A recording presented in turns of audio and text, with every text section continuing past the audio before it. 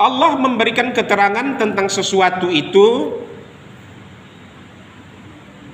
dari sisi syariat ataupun dari sisi hakikatnya.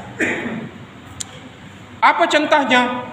Di sini akan kami kemukakan beberapa contoh-contoh hal tersebut. Yang pertama tentang masalah masuk surga.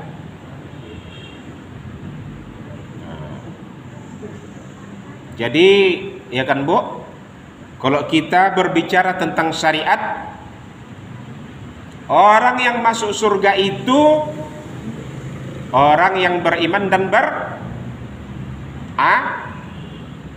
beramal. Ini bicara tentang syariat.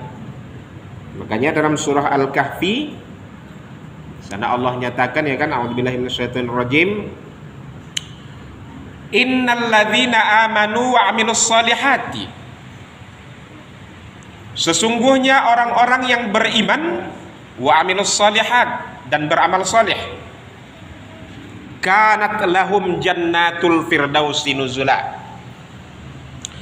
mereka akan memperoleh surga Firdaus nuzula sebagai tempat.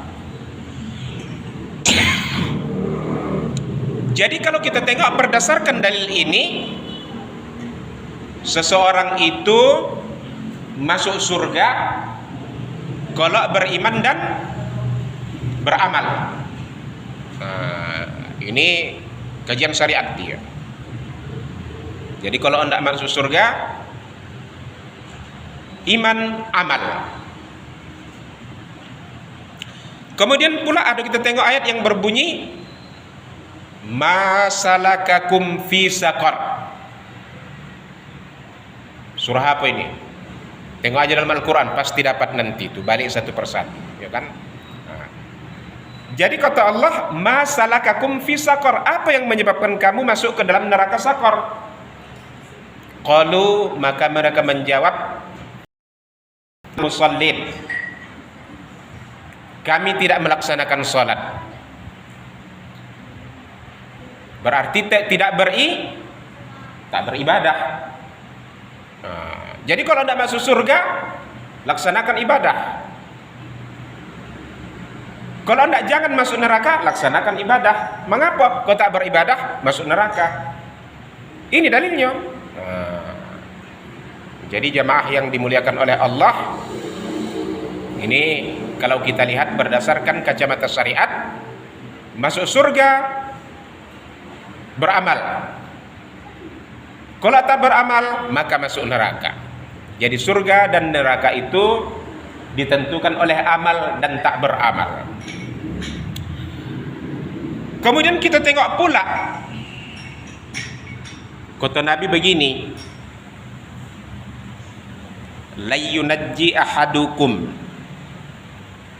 amaluhu, atau dalam hadis lain disebutkan la yadkhulul jannata ahadukum amaluhu, tidaklah salah seorang di antara kamu itu masuk surga karena amalnya.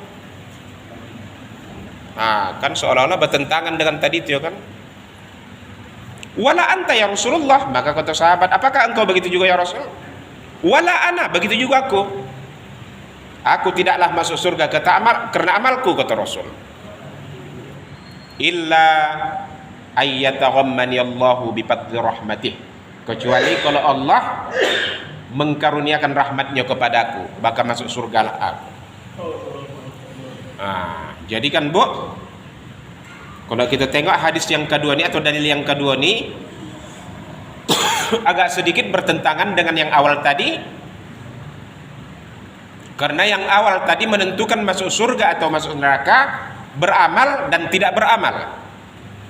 Sedangkan dalam dalil kedua, masuk surga tidaklah ditentukan amal atau tak beramal, tapi apanya?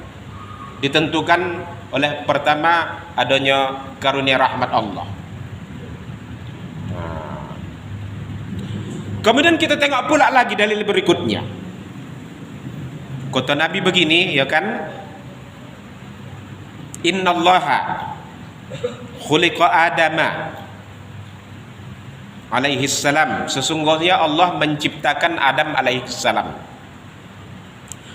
Thumma masaha zahrahu biyaminihi. Kemudian Allah nyapu belakang Nabi Adam dengan tangannya.